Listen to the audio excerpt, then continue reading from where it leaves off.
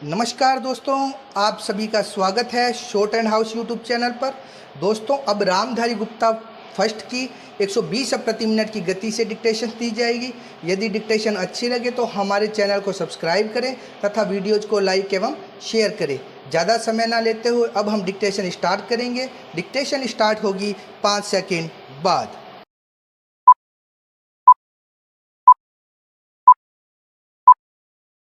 Start. अध्यक्ष महोदय, सबसे पहले मैं अपने माननीय कार्यकारी पार्षद महोदय का, जिन्होंने बजट भाषण दिया है और अपनी नीतियों की घोषणा की है, उसके बारे में उनको हृदय से बधाई देना चाहती हूँ।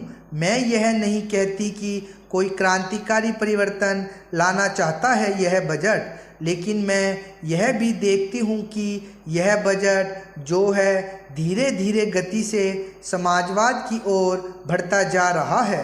अपनी नीति से यह भूतकाल और वर्तमान दोनों को एक कड़ी में मिलाकर हमें उज्जवल भविष्य की ओर ले जाता है, ऐसा मुझे कहना है।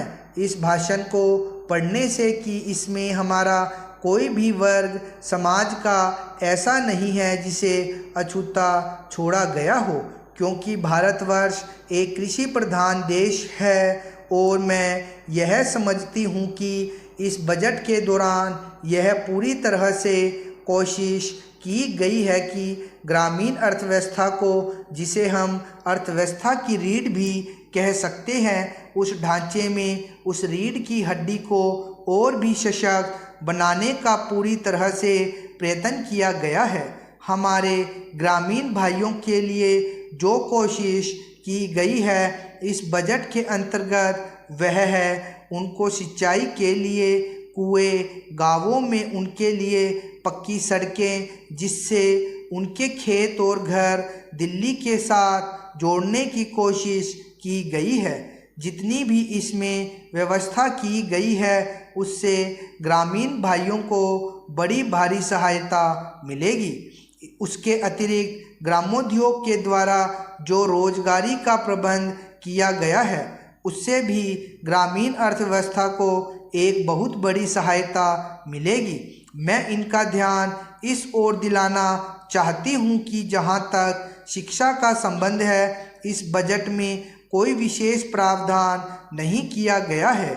मैं यह नहीं कहती कि शिक्षा के दौरान ज़्यादा स्कूल न खोले जाएं, पर हमारी यह नीति होनी चाहिए कि भले ही स्कूल थोड़े खोले जाएं, पर सबसे बड़ी आवश्यकता इस बात की है कि शिक्षा की नीति में परिवर्तन की ज़्यादा आवश्यकता है, क्योंकि हम प्रजातंत्र में रहते हैं। प्रजातंत्र को अगर हमें सफल बनाना है तो सबसे पहले हमें ऐसे नागरिक चाहिए जिन्हें अपने अधिकारों और अपने कर्तव्यों का भली भांति ज्ञान हो।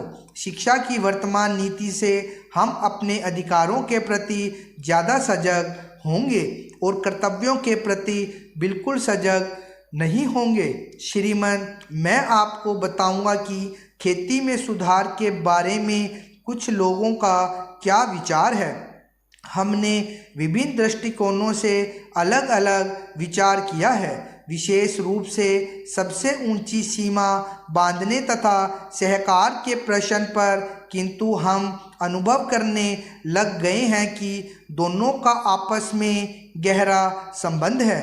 अगर हमारे देश में बड़े बड़े फार्म होते तो यह कल्पना की जा सकती है, भले ही आप इससे सहमत न हो, कि उनका कार्य संचालन दक्षता से होता और उत्पादन भी बहुत बढ़ सकता और साथ ही साथ आधुनिक तौर तरीकों का विस्तार हो सकता।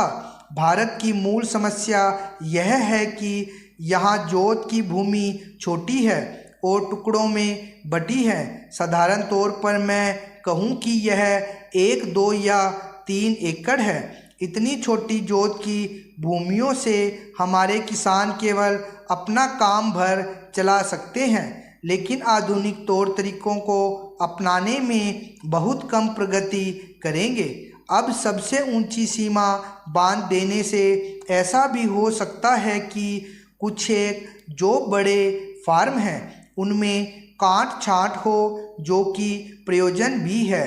अगर आप चाहते हैं कि प्रगति हो और आधुनिक तौर तरीकों का प्रचलन हो, तब तो ये जो अनगिनत छोटे छोटे फार्म हैं, इनको सहकारी ढंग से चलाना है, जिससे कि वे आधुनिक उपायों का लाभ उठा सकें। सहकारी ढंग से कार्य करने से मेरा मतलब है विविध प्रकार से सहयोग देना।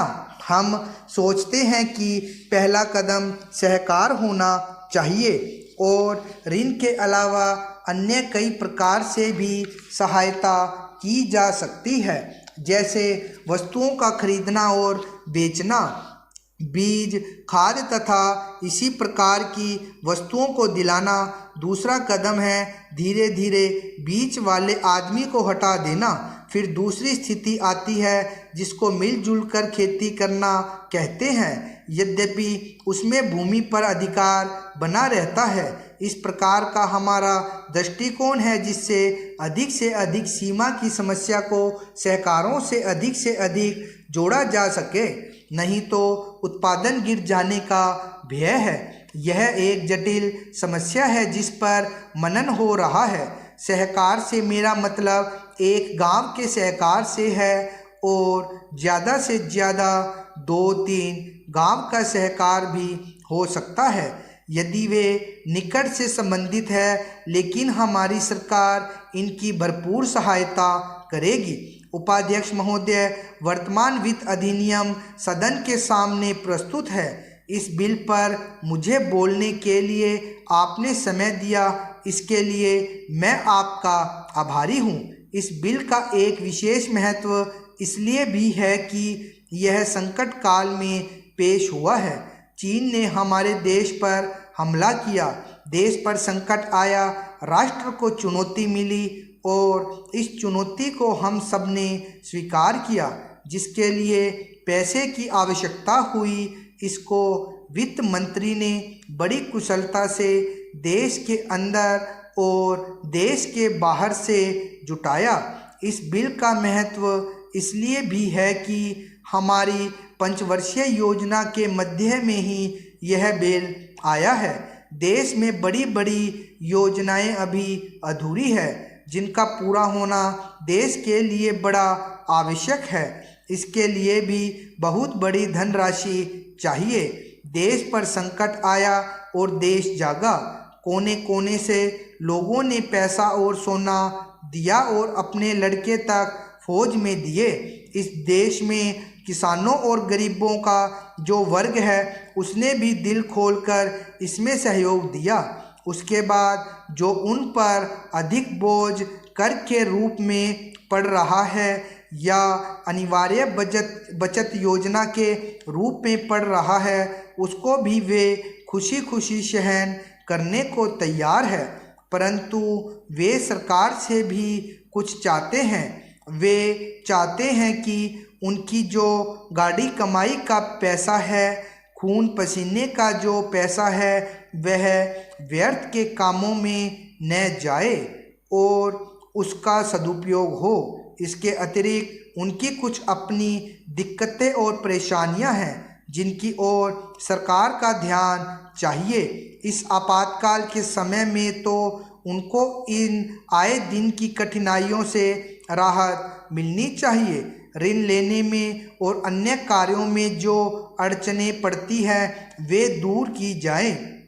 किसान भारत की रीढ़ है। अगर इनको सुविधाएं दी जाएगी तो देश आगे बढ़ेगा। आज जहां देश के साधारण लोगों ने इस सरकार का हाथ बटाया, वहां एक वर्ग ने, जो कि धनी वर्ग कहलाता है, अपने साधनों के अनुसार सरकार के सुरक्षा कार्यों में सहायता नहीं की। मैं यह नहीं कहता कि उन्होंने बिल्कुल सहायता नहीं की, लेकिन अपनी स्थिति के अनुसार सहायता नहीं की। जहाँ तक योजनाओं का संबंध है, इस देश को समृद्धशाली बनाने के लिए योजनाओं पर काफ़ी काम हो रहा है। उपाध्यक्ष महोदय, इसमें कोई संदेह नहीं है, लेकिन कई स्थानों पर देखा गया है कि काफ़ी काम हो रहा है। जबकि कुछ को इतनी उपेक्षा की दृष्टि से देखा जाता है कि वहाँ काम न होने के कारण वे इलाके विकास की दृष्टि से पीछे रह जाते हैं। मैं उत्तर प्रदेश का उदाहरण आपके सामने रखना चाहता हूँ। वहाँ पर चाहे उद्योग धंधों की योजना हो या किसी अन्य विकास के विषय में हो, दूसरे राज्यों की तुलना में वहाँ बहुत कम काम हो रहा है और वह पिछड़ता ही चला जा रहा है। स्टॉप। 120 शब्द प्रति मिनट की गति से थी ये डिक्टेशन। रामधारी गुप्ता खंड फर्स्ट के अभ्यास 31, 32 और 33 है। इनका बार बार और अभ्यास कीजिए तथा इन्हें ट्रांसक्राइब जरूर कीजिए।